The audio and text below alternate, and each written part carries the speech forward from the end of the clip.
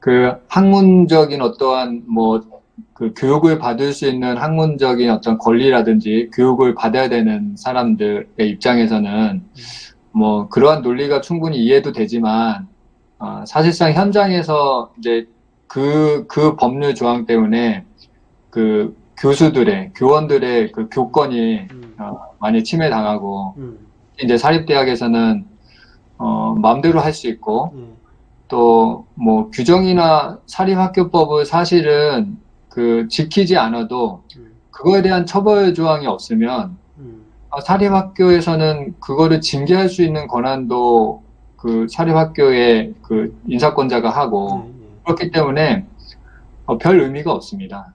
예. 그 교육부가 그런 것들을 대학의 뭐 학교의 자율성을 침해한다 그래서 그렇게 그거를 강하게 통제하지 않으면 어떻게 할 수 있는 방법이 없습니다. 예. 그래서 네.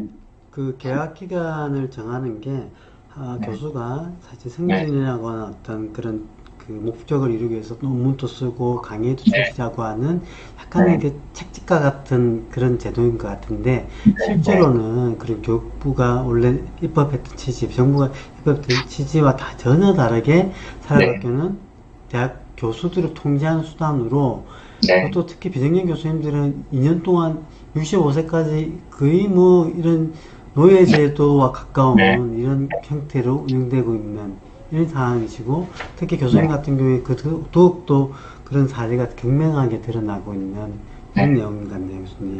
그러니까 학교에서 가장 그 쉽게 말해서 그냥 자르기 좋은 음, 그 근로자 집단을 이 비정년 트랙의 교원으로 예, 좀 조금 괴롭혀서 예, 이렇게 하면은 뭐 자기들이 스스로 음, 나가겠지. 음, 음, 예, 뭐 월급도 많이 안 주고 예, 뭐 연구 실적도 높게 이제 요구하고 음, 이러면 뭐 자기들이 뭐 그냥 나가겠지라고 이제 그렇게 하고 있는 상황이라고 저는 보고요. 예, 그렇지 않고서라도 이제 저 같은 경우에는 계속 괴롭힘으로 인해서 음, 스스로 이제 나가게 예, 하기 위해서 그렇게 음, 하는 예, 그렇게 경우라고 저는 보여지고요.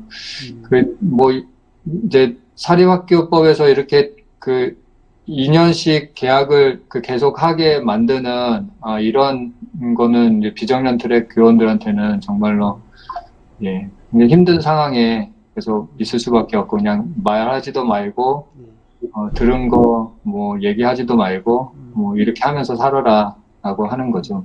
그 교수님, 비정규직 교수님들이 학교 내에 의사결정할 수 있는 기구에 들어갈 수도 없고 또 맞습니다. 보직자의 역할을 못하니 네, 실제로 본인이 어떤 교권을 만들어 네, 갈 수 있는 네, 또 이것을 개선해 나갈 수 있는 자본적 네, 노력을 전혀 할 수 없는 거잖아요. 네, 맞습니다. 그래서 내가 교수라는 어떤 교육자라고 하는 직위를 계속 유지하려고 하면 네, 이것을 받아들이는 수밖에 없겠고 또 네, 근데 또 저희가 사실은 대부분 임명되는 나이가 4, 50대 정도 되면 우리가 이제 교육 현장 말고 또 전공 현장으로 가기에는 또 애매한 어떤 연령대이기도 하고 해서 네, 오도 가도 못하는 이런 어떤 그 네, 느낌으로 있는 상태인데 그래서 더욱더 맞습니다. 그 그 교수님들의 이런 심신의 어려움들이 사실은 결국에는 학생들한테 종국에 가서는 피해가 되기도 하고 또 이런 대학 사이에서 사실 이게 대학의 사이의 여러 가지 시스템 운영은 이제 교육의 장이라서 가장 민주적이어야 되고 합리적이어야 되면서 네, 학생들한테 보여줄 수 있는 교육의 장이어야 되는데 네, 너무도 이것을 보여주기 민망할 정도로 맞습니다. 부끄러울 정도로 네, 학생들이 사회에 나가면 보여주면 안 되는 이런 사회를 보여줘서는 안 되는 또 우리가 물려줄 수 없는 이런 사회 환경을 교수 집단에서 선진적으로 보여주고 있는 거잖아요. 네, 이게 굉장히 동탄할 노릇이다 이런 생각이 들어요. 그러니까 제가 교수님 말씀 들으면서 너무 또 여러 가지 복잡한 생각이 드는데 교수라는 직업이 뭔가 우리가 교수가 사회적으로 존경받는 직업이 아니라 부러움 사는 직업, 부러움, 특혜. 근데 사실 그 특혜로 교수님처럼 부당함을 이제 그 우리가 부당함 해결하기 위해서 노력할 수도 있고 또 그렇게 할 수 있어야 오히려 더 그게 어떤 그 바로잡겠다는 어떤 교수자의 노력을 무력화시키는 압박하는 이런 걸로 현재 인사제도, 비정규 트랙이라는 제도를 활용하고 있으니 이게 굉장히 좀 통탄할 노릇이다 이런 생각이 들고요.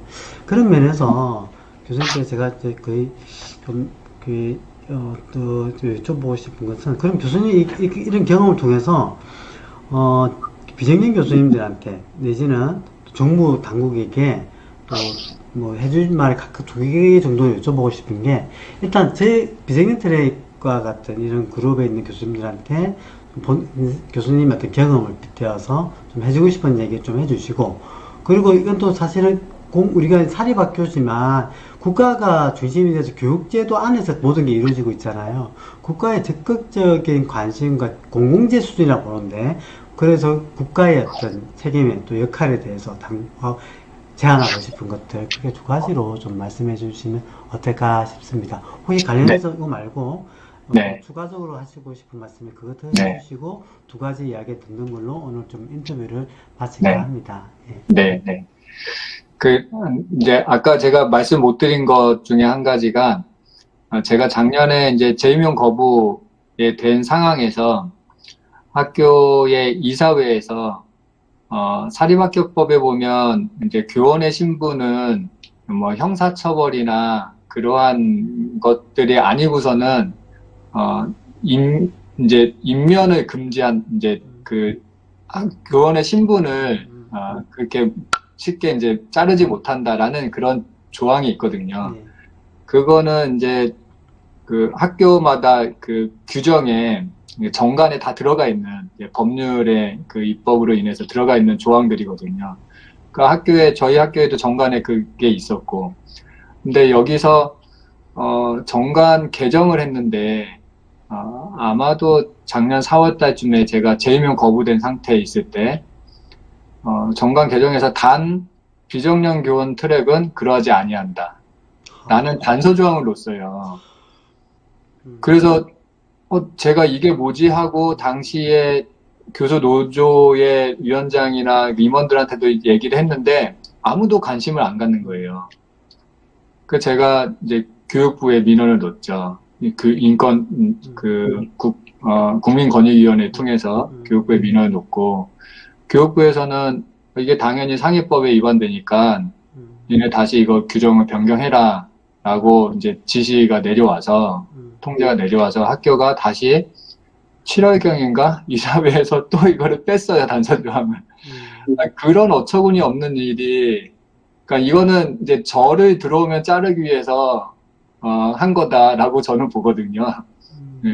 제가 이제 4월 달쯤에 재임용 거부가 이제 이제 취소가 결정이 됐고, 그때쯤에 이사회에서는 학교 같은 사람이 있으면 이거 학교에서 그냥 자를 수 있는 뭐가 있어야 되지 않아? 그리고 저는 그 정관을 바꾼 거라고 보고요.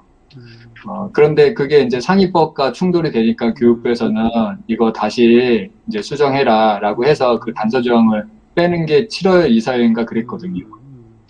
그러니까 이제 어떠한 방법으로든 이제 재임용 거부를 하려고 계속 이제 시도를 하고 있다. 저는 이제 더 긴장될 수밖에 없잖아요. 그런 차원에서. 네, 그래서 지금 그런 살얼음판 같은 데를 지금 계속 걷고 있다.